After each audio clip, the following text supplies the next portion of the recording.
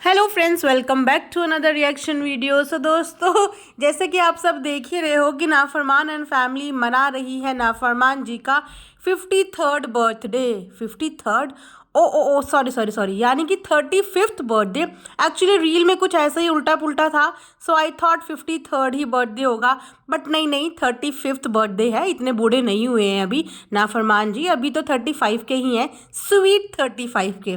तो जहाँ पे चंडीगढ़ में फैमिली सेलिब्रेट कर रही है बर्थडे पार्टीज, वहीं पे इनके भाई बहन आपस में एक दूसरे का हैप्पी बर्थडे करते हुए नजर आ रहे हैं। जी हाँ, एक दूसरे के खिलाफ वीडियो डालने से अभी तक भी ये लोग बाज नहीं आ रहे हैं।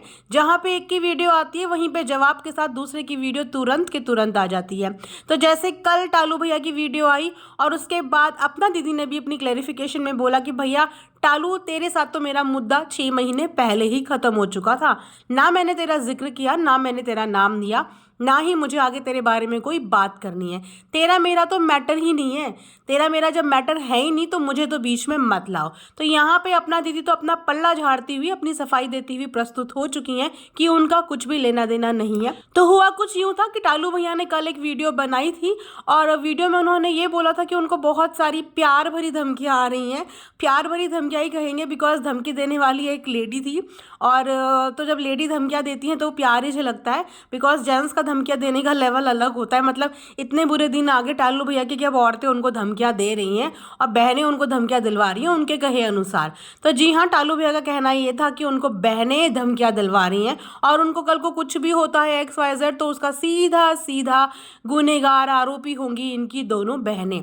तो उसी बात पे अपनी सफाई देती हुई अपना दीदी ने बोला, भाई मैं क्यों होंगी, मेरा तेरे से कोई मैटर ही नहीं है, कोई लेना देना ही नहीं है। और कोई भी बहन कभी भी नहीं चाहेगी कि उसके भाई के साथ कुछ भी गलत हो या उसके भाई के साथ कुछ भी बुरा हो। मैंने कभी कोई फ़ोन नहीं करवाया, तू नंबर ले आ सामने, नंबर पब्लिक कर दे, नंबर वायरल कर दे, मुझे कोई लेना देना नहीं है। बिकॉज मैंने ऐसा कोई कॉल करवाया ही नहीं, ना ही मुझे किसी कॉल करवाने की ऐसी ज़रूरत है। ना मैं तेरे से बात करती, ना मैं तेरे बारे में बात करती। लेकिन ये सिर्फ बोला है बिकॉज ये तिलमिलाए ही उस दिन से थे जिस दिन से अपना दीदी ने अभी दोबारा इंटरव्यू दिया था। उसी दिन से टालू भैया थोड़े से तिलमिला गए थे। तो अपना दीदी अगर ये बोलते कि वो इनके बारे में बात ही नहीं करती, बट जाने अनजाने, ना चाहते हुए भी, अब ये बोली इमोशंस में कभी ना कभी उनके मुंह से ना इनका जिक्र निकल ही जाता है और कई दफ़ा निकल जाता है, जिसमें टालू भैया ने बहुत टाइम से कोई प्रतिक्रिया नहीं करी थी। हालांकि कोई छोटी मोटी बात नहीं थी जो टालू भैया ने बोली थी, बट अपना दीदी कहीं ना कहीं आज भी उन चीज़ों का जिक्र कर ही देती है, जाने अनजाने, बट अपने किसी ना किसी व्लॉग में, अपने किसी ना किसी परिस्थिति में वो इस बात का जिक्र कर देती हैं। तो अगर अपना दीदी ये बोल रही हैं कि भैया तेरा मेरा मैटर खत्म हो गया, मैं तो तेरा नाम ही नहीं लेती, लेकिन सच तो ये है कि कई बार आप उनका नाम लेते हो। तो चलो ठीक है, आप नाम लेते हो, देखो आपका बनता भी है, बिकॉज जिस पे गुजरती है, जिस पे बीतती है, वो चीज़ें भुलाए भी नहीं भूलती। जब भी दिल दुखता है, जब भी दिल दर्द होता है, तो हमारे वो तकलीफ वाले घाव ना फिर से हरे हो जाते हैं और हमारे मुंह से निकल जाते हैं। लेकिन यस, उनकी बात ये भी सही है कि कोई भी बहन चाहे कितनी भी बुरी हो, चाहे भाई कितना भी बुरा हो, लेकिन बहन अपने भाई का बुरा कभी भी नहीं चाह सकती, कभी भी नहीं।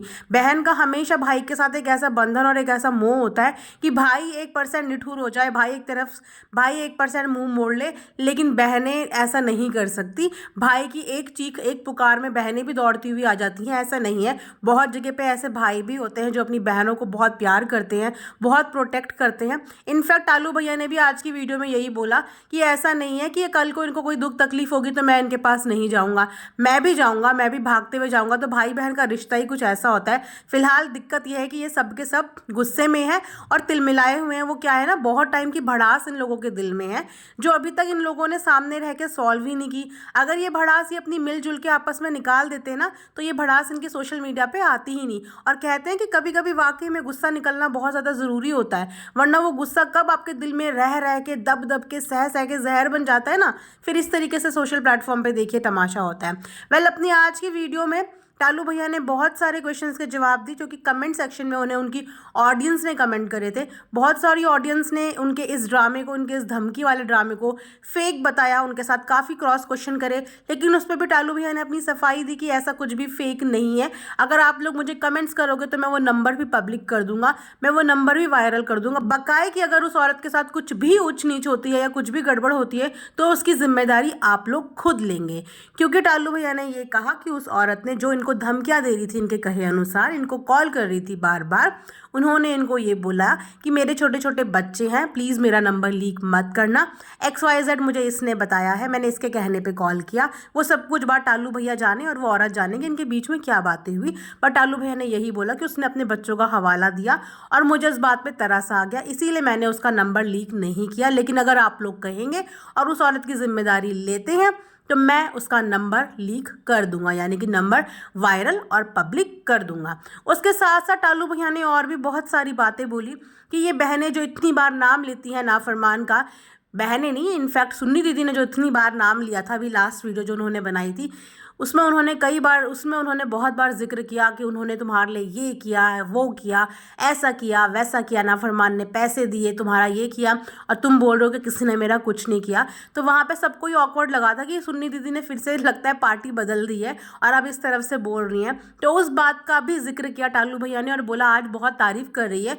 उस समय पे कहाँ थी ये बेबे जिस समय पे भाई परेशानी में था, भाई दिक्कत में था, भाई अंदर था। उस समय पे मैं खड़ा था अपने छोटे भाई के साथ, उस समय पे मैंने बढ़ चढ़ के उसकी परेशानी में हिस्सा लिया और उसको उस परेशानी से बाहर निकालने में मदद करी। इनफैक्ट बहनों ने पैसे तक खा लिए थे अपने भाई के नाम पे, भाई अंदर था और पैसे भी खा लिए थे।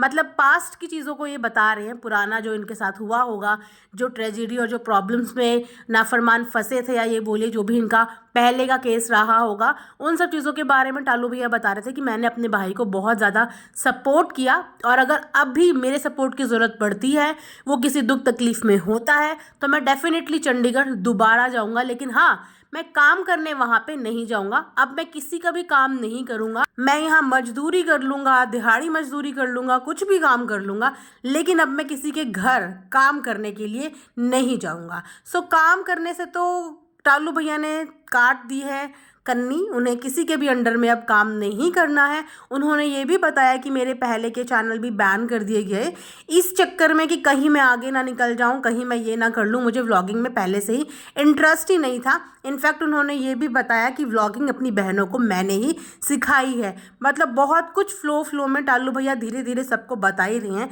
जो भी उनके साथ आप बीती है। लेकिन इन सब चीज़ों का मतलब ये नहीं है कि टालू भैया बिल्कुल सही हो जाते हैं या बहनें गलत हो जाती हैं या नाफरमान गलत हो जाता है। ताली कभी भी एक हाथ से नहीं बजती। जब भी कोई रिश्ता टूटता है तो उस रिश्ते को टूटने में हर किसी का इन्वॉल्वमेंट होता है, यानी कि किसी एक जने की गलती नहीं होती, सबकी गलतियां होती हैं। और जब कोई रिश्ता जुड़ता है तो उसमें भी किसी एक की पहल नहीं होती, सबकी पहल होती है।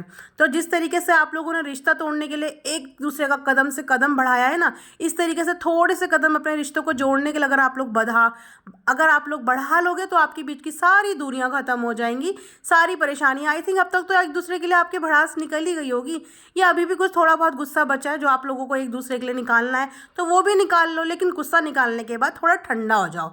और भाई बहनों में जब कोई किसी की मदद करता है तो उसको कभी गिनवाना नहीं चाहिए, क्योंकि भाई बहन का जोड़ा ही ऐसा होता है कि सुख दुख में एक दूसरे के काम आते ही आते हैं। अगर आप हर चीज़ को उंगलियों पे ऐसे ही गिनवाने लगे कि इसने मेरे लिए ये किया, उसने मेरे लिए ये किया, मैंने उसके लिए ये किया या उसने मेरे लिए, तो फिर तो किस बात के रिश्ते यार। इससे कई ज़्यादा मदद तो फिर बाहर वाले कर लेते हैं और गिनवाते भी नहीं है। आप लोग तो अपने हो, मदद करी तो भाई के लिए करी, मदद करी तो बहन के लिए करी, बहन ने करी तो भाई के लिए करी। तो इन सब चीज़ों को गिनवाओ मत, अपने खून के रिश्तों की कद्र करो। रिश्ते ना बहुत ही नाजुक भी होते हैं और बहुत ही ब्यूटीफुल भी होते हैं। जब आप इस दुनिया से जाएंगे ना तो आपको एहसास होगा कि आपने इस दुनिया के पीछे कितनी सारी खूबसूरत चीज़ें छोड़ दी है। रिश्ते भी उन्हीं खूबसूरती में से एक खूबसूरती होते हैं जो कि पिराए जाते हैं। हाँ, मुश्किल होते हैं, लेकिन ऐसा नहीं है कि नामुमकिन होते हैं। अगर सब के सब अपनी तरफ से पहल करेंगे तो हर रिश्ता खूबसूरत होता है और हर रिश्ते में खटपट ज़रूर होती, चाहे वो भाई बहन का हो, लेकिन नफरत नहीं होनी चाहिए। गुस्सा हो, नाराज़ हो, लेकिन एक दूसरे से नफरत कभी नहीं होनी चाहिए। लेकिन वो नफरत आप लोगों के दिल में एक दूसरे के लिए लग रही है तो जितनी जल्दी हो सके इस नफरत के बीज को ख़त्म करो। नया साल आने वाला है, स्टार्टिंग करो, वापस से शुरुआत करो, माफ़ी मांगो, माफ़ करो और आगे बढ़ो ज़िंदगी में। हम तो यहाँ से बैठ के यही प्रे करेंगे हर उस रिश्ते के लिए जो रिश्ता इस समय पे टूटने की कगार पे है या जो रिश्ते इस समय पे डगमगा रहे हैं। मैं यही विश करती हूँ कि इस पुराने साल के साथ आप सब लोगों के टूटे हुए रिश्ते यहीं के यहीं रह जाएं और नए साल में आप एक नए रिश्ते लेके, खूबसूरत रिश्ते लेके सबके सामने आए। सो यहीं पे आज का रिएक्शन एंड करती हूँ। Thanks for watching earth mom Dehradun.